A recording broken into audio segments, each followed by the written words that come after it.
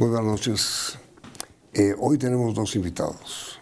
En primer lugar, el doctor Simón Gaviria, director nacional de Prevención, a propósito de una conferencia que hoy dictó sobre los dividendos ambientales para la paz, en el sentido de que los estragos que las FARC o los quienes sembran coca y luego deforestan son terribles para el país.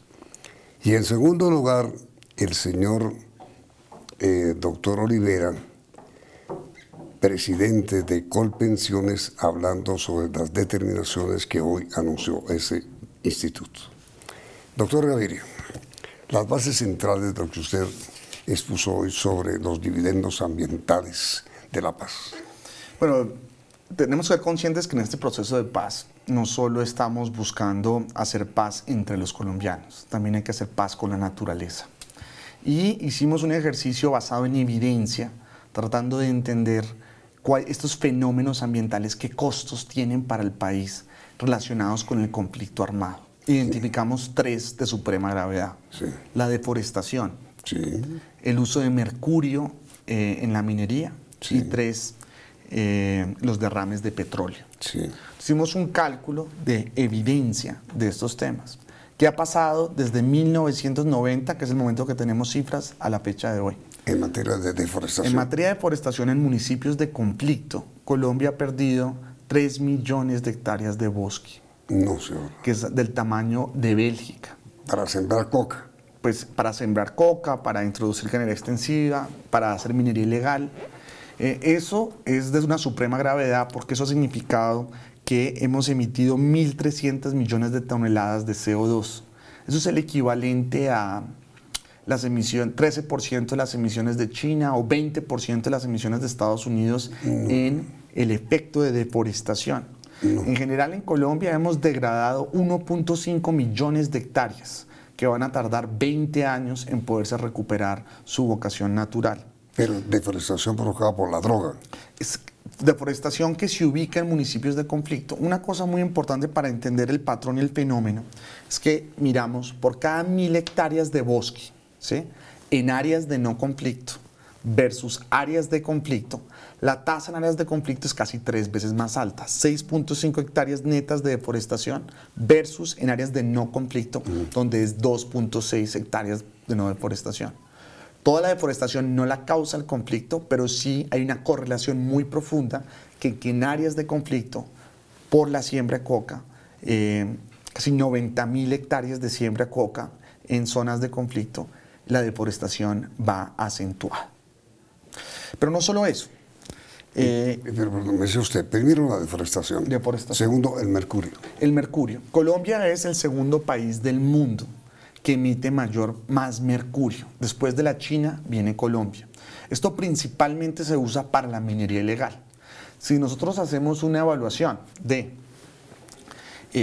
el mercurio y los derrames de petróleo que llegan a nuestros ríos, hemos afectado 60% de las fuentes hídricas del país. Eso es el equivalente a 10 veces el caudal del Nilo.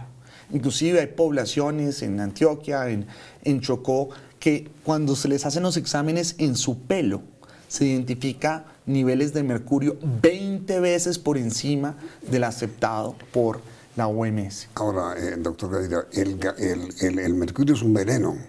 El mercurio es un veneno, es una práctica medieval, sí, prohibida en gran parte de los países del mundo, que se utiliza en la minería ilegal de extracción de oro y contamina nuestros ríos de una manera indescriptible. No hay vida en un río que logre sobrevivir al impacto del mercurio. Es supremamente grave, entra en los peces, entra en las diferentes especies y acaba en el consumo humano causando graves daños de salud. Ahora, yo tengo entendido, doctor Gaviria, si no sé si usted me corrige, que una sola empresa en Colombia, una sola importa el 70%. Así es, y lo importan a unos aranceles supremamente bajos del 5%. Y hay que tomar decisiones en esta materia. Aunque hay unos usos farmacéuticos, este tipo de comportamientos es lo que está ocurriendo en Colombia. Repito, es el segundo país del mundo en volumen. Eso es muy grave. Y es grave cuando, aparte de eso, somos conscientes que en los últimos años, desde el 90, hemos derramado 4.1 millones de barriles de petróleo en nuestros ríos. Que es el tercer punto. Es el tercer punto y que es de suprema gravedad, Yamid, por varias razones. Tenemos 25 especies de pez y 30 especies de mamíferos en peligro por esto. Para dar un sentido de proporción, estos 4.1 millones de barriles que hemos, que por atentados terroristas han llegado a nuestros suelos, es 16 veces el desastre del Exxon Valdez y tiene un daño ambiental incalculable. Entonces, por eso nosotros en el ejercicio de calcular cuál puede ser el impacto de los dividendos de paz ambientales. Digamos, la guerra, el conflicto durante 50 años ha producido, uno, deforestación por sembrar coca, dos, uso del mercurio por minería ilegal de todos los sectores en conflicto, y tres, derrames de petróleo por el terrorismo. Lo que usted dice es que en tiempos de paz esos tres factores desaparecen. ¿Cuáles son los supuestos? Los supuestos son, creo que, razonables. Si logramos paz, la tasa de deforestación de las áreas de conflicto debería convergir hacia la tasa de deforestación del resto del país. No vamos a asumir que es cero, sino se consolida hacia el promedio nacional. Razonablemente podemos decir que nosotros no van a haber más ataques a la infraestructura petrolera. Y tres, podemos decir adicionalmente que Colombia converge hacia la cifra de consumo de mercurio del promedio de América Latina. ¿Sí? Pero hay una cosa, doctor Gaviria, ¿por qué razón se afirma que los países que han tenido conflictos internos, en Centroamérica fundamentalmente, estos factores como deforestación y atentados en el caso han aumentado en el posconflicto? En el caso de algunos ambientalistas, no todos, sí, vienen con esa idea, ¿no? Extrapolando la realidad del conflicto del Salvador. De que el posconflicto genera más deforestación porque se amplía la frontera agrícola. Nuevamente, yo creo que nadie que ha ido al Putumayo, a Caquetá o a Chocó cree que la guerrilla es algo bueno para el medio ambiente o que la ausencia de guerrilla puede ser dañina para el mismo. Lo vemos claramente demarcado en las cifras. La tasa de deforestación es 3 veces más alta en zonas de conflicto que en el resto del país. Cuando nosotros tomamos en cuenta regresar a la normalidad en tasa de deforestación, cuando nosotros tomamos en cuenta el cese de derrame de petróleo, cuando nosotros tomamos en cuenta bajar el promedio latinoamericano en uso de mercurio, estos efectos, cuantificándolos económicamente, son 2.7 billones de pesos al año en servicios ecosistémicos y en mejoras de la salud. Es decir, doctor Gaviria, no es cierto que el posconflicto afecte el medio ambiente en Colombia en materia de deforestación. No, al contrario, la institucionalidad ha demostrado en Colombia, aunque tenemos muchos retos para seguir avanzando, que la deforestación es 1/3, que nosotros podemos hacer un uso más eficaz de nuestra institucionalidad para poder lograr estas metas, pero además es 2.7 billones en servicios ecosistémicos si no hacemos nada, simplemente llega la fuerza pública, llegan las instituciones. Si emprendiéramos, como el presidente Santos lo viene haciendo, a través del Fondo Colombia Sostenible, que es un esfuerzo de recursos del gobierno nacional y de comunidad internacional, nosotros podríamos instalar un programa en los próximos 15 años con componentes de restauración, reconversión agropecuaria, fortalecimiento de parques nacionales, desarrollo forestal.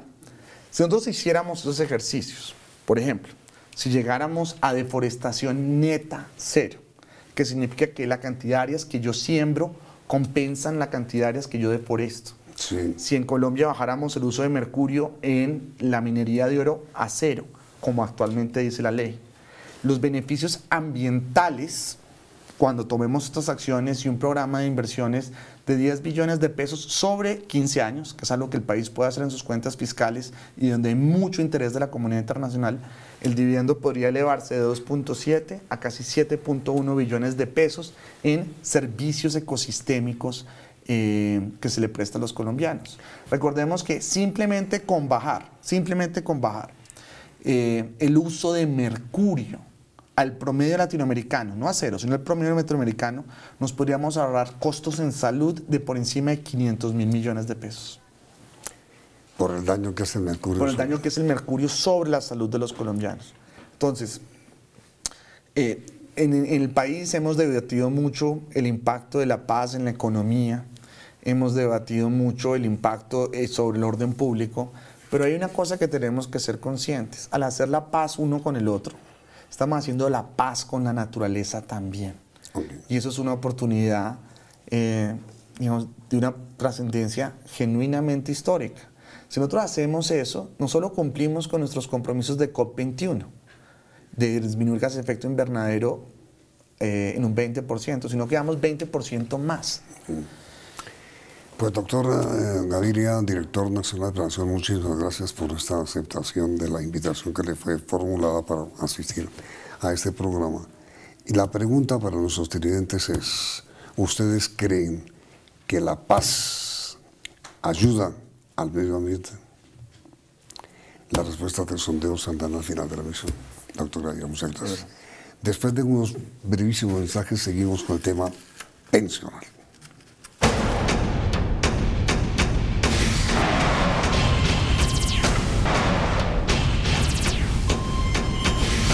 Y ahora el tema Colpensiones. La Corte Constitucional, a través del magistrado Luis Ernesto Vargas, declaró ayer el fin del estado de cosas inconstitucional del tema pensional. A ver, doctor Rivera, para información de nuestros televidentes, ¿qué significa estado de cosas inconstitucional?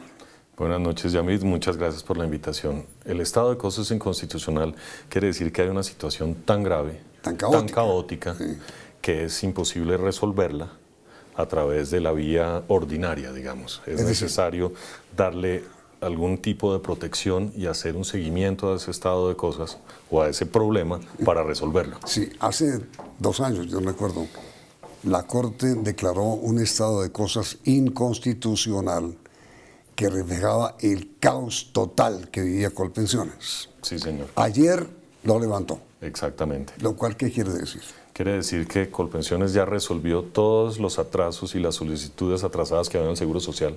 Había 350.000 personas esperando una respuesta y llevaban no un mes esperando. Había personas que llevaban 5, 10 y 15 años esperando la respuesta. Por eso la Corte lo declaró, dándole unas órdenes a Colpensiones. Colpensiones cumplió esas órdenes y 2 años y medio después la Corte entendió que Colpensiones ya resolvió la problemática. Ya no es un problema estructural, ya no es caótico, ya la entidad está preparada para seguir trabajando sin estar en ese estado. Pero, a ver, doctor Rivera, cuando terminó el Seguro Social, ¿cuántos afiliados recibió Colpensiones? Claro, Colpensiones recibió 2.011.000 afiliados y recibió 340.000 solicitudes de esos afiliados que estaban atrasadas. Solicitudes de pensiones. Solicitudes de todas las prestaciones económicas. Colpensiones paga pensiones de invalidez, vejez, pero también cuando la persona no lo logra, devuelve la plata, es decir, eso es una indemnización sustitutiva. Sí. También paga auxilios funerarios. 340.000. Exactamente. ¿Y a cuántos les resolvió usted su situación? A todos se les resolvió. Unos, obviamente, se les concedió la pensión y otros no cumplían los derechos, se les devolvieron los recursos. De los 340.000, ¿a cuántos se le reconoció pensión? 200.000 personas. 200.000. Números grandes, sí, señor. ¿Y qué pasa con los otros 140? Los otros 140.000 que no lograron la pensión, digamos, antes la alternativa era devolver los recursos. Ahora, gracias al liderazgo del presidente Santos, en julio lanzó un programa que se llama Beneficios Económicos Periódicos, por sus siglas es BEPS. Con este programa, las personas que no lo logran pueden pasar los recursos a este programa. El gobierno les da un 20% adicional como un subsidio y con lo que ahorraron más el 20% pueden tener un ingreso durante toda su vejez hasta que mueran. Pero entonces, mire, de estos 140.000, ¿se les va a mantener lo que han aportado ahí en Colpensiones? Sí, señor, digamos, no es obligatorio, es voluntario de la persona. Si la persona quiere, se mantiene. Si quieren retirar la plata, pueden hacerlo. De acuerdo. Pueden retirarla. Claro, se les devuelve la plata. Pero hoy lo ideal es que la dejen y sigan cotizando. No tienen que cotizar más, la dejan, se les da el 20% adicional y con ese monto se les da lo que se llama una renta vitalicia, es decir, una mensualidad hasta que mueran. Ah, no tiene que cotizar. No, señor. Pero sí le reconocen pensión. Es alternativa a la pensión, un beneficio económico periódico. Que no es pensión. No es pensión exactamente, pero sí es un ingreso digno para su vejez. Lo cual significa, doctor Olivera, que esta fórmula que se halló por parte de Colpensiones fue la que condujo a la Corte a declarar que ya desapareció el estado de cosas inconstitucional. Exactamente, ya Colpensiones resolvió el caos. Esto no quiere decir, Yamid, de todas maneras, que es una entidad que ya esté funcionando perfectamente. Todavía hay ciudadanos que tenemos que resolver solicitudes. Estoy hablando acá de grandes números porque el estado de cosas inconstitucionales es lo caótico de un problema. No quiere decir que todos estén completamente resueltos, hay ciudadanos que toca seguir trabajando, pero lo importante acá, Yamid, es que para Colpensiones, más allá de los números, cada ciudadano es importante. No puede haber un solo ciudadano que esté esperando una respuesta y en eso está trabajando la entidad. Y entonces, doctor Mauricio, ¿cuántos más o menos colombianos que tienen alegatos pendientes con Colpensiones hay en este momento? Colpensiones ya resolvió lo del Seguro Social, más lo que le radicaron es más de 1.400.000 solicitudes están resueltas. En este momento tenemos 11.000 solicitudes por resolver y estamos trabajando. ¿Y qué se les puede decir a ellos? Que pueden confiar en la entidad, que la entidad está buscando resolverle a todos los ciudadanos con oportunidad y calidad, eso es lo primero. Lo segundo, a nosotros nos pasa todos los días, Yamid, que el colombiano en general no revisa su historia laboral, que es el insumo principal para la pensión. Lo revisa 1 o 2 años antes de solicitar su pensión y ahí descubre, para poner un ejemplo, que hace 30 años un empleador no le cotizó y en muchos casos el empleador está quebrado. Ahí empieza obviamente un ciudadano desesperado la confrontación con la entidad y en muchos casos la judicialización. Por eso el mensaje también para los ciudadanos y los que están cotizando ahora es: tengan el hábito de revisar su historia laboral 1 o 2 veces al año, cada vez que cambian de trabajo. Revisen todos los meses para los asalariados que su empleador le cotizó. Y si es un trabajador independiente, que cotice y que le haga un seguimiento de su historia laboral. Si logramos que todos los colombianos, cuando radican su solicitud, saben cuántas semanas tienen, saben qué derecho tienen, saben que están donde mejor les iba para obtener su pensión, esa pensión se liquida en 15 días. Y mire, doctor Olivera, en muchos casos de los que no se han arreglado las pensiones, las culpables son empresas que no pagaron lo correspondiente que lo que les toca pagar por cotizar.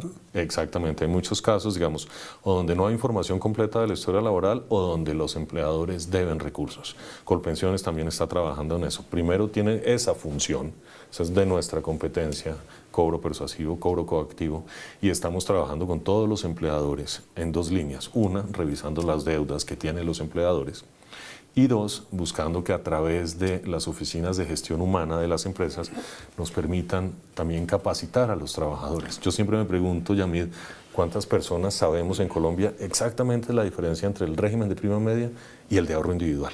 Hay 2 opciones. ¿Cuántos colombianos con el conocimiento adecuado tomamos una decisión que es una decisión de futuro, es una decisión de nuestra vejez? Yo creo que muy pocos. Por eso Colpensiones, ya estando al día, como lo declara la Corte, sin decir que no hay cosas por resolver todavía, se está moviendo, se está reestructurando. Colpensiones, yo considero que los colombianos cuenten con una entidad que se dedica solamente a liquidar pensiones y a pagar las pensiones es un error. Porque si esperamos ahí, el ciudadano no ha revisado su historia laboral, no ha tomado la decisión correctamente. Por eso Colpensiones se está reestructurando para acompañar a los colombianos a construir su futuro, que se revise la historia laboral, que la información esté actualizada siempre, que se cree el hábito de pensar en la pensión, que se cree el hábito de cotizar, que se cree el hábito de ahorrar. Para resumir, Colpensiones fue creada no solo para liquidar y pagar pensiones. Colpensiones fue creada, Yamid, bajo el liderazgo del presidente Santos para fortalecer la fuerza laboral, para que todos los colombianos a través de su trabajo logren no solo un ingreso presente, sino construir su futuro. Pero mire, a ver, un trabajador colombiano hoy tiene una opción para su pensión, para ahorrar, o los fondos privados o Colpensiones. ¿Eso cómo ha ido? ¿Mitad y mitad o cómo? En este momento la mayoría de afiliados están en los fondos privados. Hay 7 millones de afiliados, grandes números. 7 millones en los fondos privados. Exacto. No, 7 millones en total. Ah. 2 en Colpensiones, 2,5 en Colpensiones Y a hoy. 5. Y el resto en los fondos privados. Y- Pero de todas maneras ya hay una alternativa para todos aquellos que no tienen los ingresos lo suficientemente estables o altos para cotizar en el sistema pensional. Colpensiones tiene alternativa, que es beneficios económicos periódicos. Sí, no, pero eso, doctor Rivera. ¿Ha habido fuga de un lado a otro? Ha habido movimientos, todos los días hay movimientos de los fondos privados a Colpensiones y de Colpensiones a los fondos ¿Qué es lo privados. más notable? ¿Fuga de los fondos a Colpensiones o fuga de Colpensiones a los fondos? En este momento los traslados mayores se han dado de los fondos privados a Colpensiones. El año pasado fueron 160.000 personas. Que se fueron de los fondos a Colpensiones. Exactamente. ¿Y ese fenómeno subsiste? Todavía hay traslados de fondos a Colpensiones, que es lo más grande, pero también de Colpensiones a los fondos. El objetivo de Colpensiones, Yamid, es Colpensiones como una entidad del Estado, no compite con los fondos privados. Lo que está buscando Colpensiones es que el ciudadano esté donde mejor le vaya. Si le va mejor en un fondo privado, que esté allá. Si le va mejor en Colpensiones, que esté en Colpensiones, Ahora, pero con el conocimiento, con la ¿En conciencia. dónde le va mejor, según usted? Cada caso es diferente, Yamid. Cada historia laboral es diferente porque es la historia de una persona. Por eso yo no doy generalidades. Colpensiones se está moviendo hacia asesorar a todos los colombianos que tomen la decisión con conciencia, con el conocimiento, porque es una decisión de vida. Esa es la entidad con la cual pueden contar los colombianos. Ahora, pero sin hacerle trampa. Sí, señor. Sí. ¿Cuáles son las ventajas de estar en Colpensiones y cuáles son las ventajas de estar en los fondos? Digamos, la diferencia más grande que hay entre el régimen de ahorro individual de prima media es el de ahorro individual es el ahorro de la persona que invierte en los fondos y garantiza una rentabilidad. Sí. En Colpensiones, en el régimen de prima media más que Colpensiones, la pensión se liquida con el promedio salarial de los últimos 10 años. ¿Y qué es mejor? Para algunos es mejor Colpensiones, para otros los fondos privados. Lo importante es ver caso a caso. Pero los fondos dan una rentabilidad, Colpensiones no. Sí, señor. ¿Sí? No, Colpensiones no da rentabilidad. Lo que pasa es que el sistema ahí funciona de manera diferente. Por eso le digo yo, los fondos dan rentabilidad, Colpensiones no la tienen. Exactamente. Esa es una ventaja de los fondos. Y una ventaja de Colpensiones sobre los fondos es que las personas no alcanzan a ahorrar lo suficiente para su pensión y el Estado da un subsidio para pagar esa pensión. Digamos, esa es la competencia. Bueno, pues mil felicitaciones por haber terminado ya el estado de cosas inconstitucional que hasta la misma Corte tuvo que decir, declara el estado de cosas. Claro que sí, Yamid, muchas gracias. Y ayer lo levantó. Sí, señor. Y esto fue un trabajo no solo de Colpensiones, sino todo el Estado. El presidente Santos, la Presidencia de la República hace parte de la Junta Directiva de Colpensiones, el Ministerio de Hacienda, el Ministerio de Trabajo, la Procuraduría, la Contraloría, todo el Estado trabajó armónicamente para que los colombianos cuenten con esta entidad. No pregunto si la gente está contenta con eso, porque supongo que todo el mundo está feliz con eso. La pregunta de los televidentes es, ¿ustedes prefieren ahorrar en los fondos privados o en Colpensiones? ¿En qué prefieren? Las respuestas del sondeo saldrán al final de la emisión. Vienen enseguida las noticias del día en la emisión central del noticiero CNI. Doctor Rivera, muchísimas gracias. Yamid, muchas gracias por la invitación. Y comienzan las noticias.